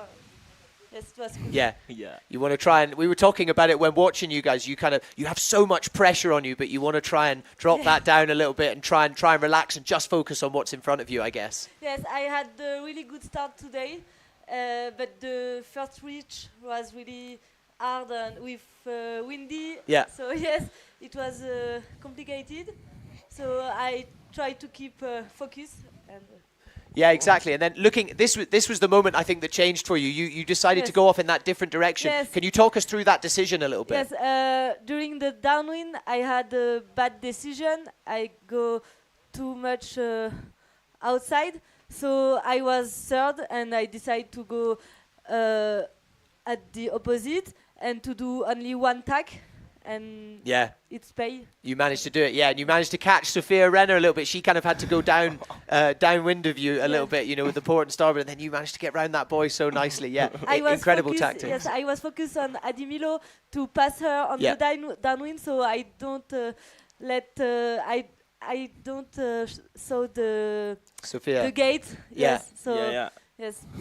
Well, we saw at the end of that race you did have a big catapult. Was that just pure out of fun, having a bit of an explosion for fun? Yeah, we have to be focused until the line, but after we can. Yes. Yeah. You Absolutely said amazing. yesterday, with us that you really enjoy sailing in the lighter winds and things like that. How were you feeling coming in today, looking at the water and realizing how windy it was? I like when it's not easy. I like Right. when it's shifty, rainy, strong, really strong wind. Yeah. And light wind, really light wind. I like the opposite. Okay. So you like it when it's at the extreme end. Yes. Each extreme end is when Yes. you enjoy sailing the most. But it's not the same competition when we are far on the line. Yeah, it's very yes. different to when you've got, however many people around you, Yes. and there's I only think 2 or 3 of you. I prefer when we are four. It's easier to take a good start. And That's Yeah. it. Well, Manon Pianazza, you are the under 21 world champion. Most important question, will you be partying tonight? yes, of course. Easy answer. Yes, I Perfect. think the French team will party tonight. Yeah. Nice. We I'm were not at surprised. the party Yeah. yesterday, and today Cool. we will. Good better, stuff. I think. Yes. Well, Manon, thank you so much. It's been a pleasure watching you all week. And we hope you guys at home have also enjoyed watching all of the action. It's been a pleasure bringing this under-21 iQFOiL World Championships to you. We hope you guys have enjoyed the event. Stay glued to our socials for all the highlights of everything that we've done. We are signing out. It is a goodbye from me. Thank you very much for tuning in. Yeah, thank you so much for joining us this week. It's been absolutely amazing. I'm Rafty Reed. This is Sandy. It's been amazing. See you around. See you around.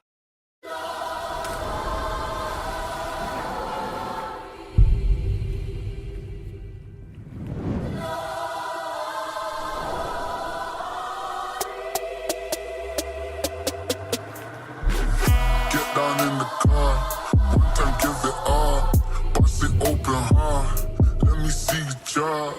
Get down in the car, one time give it all, bust it open hard, let me see you drop.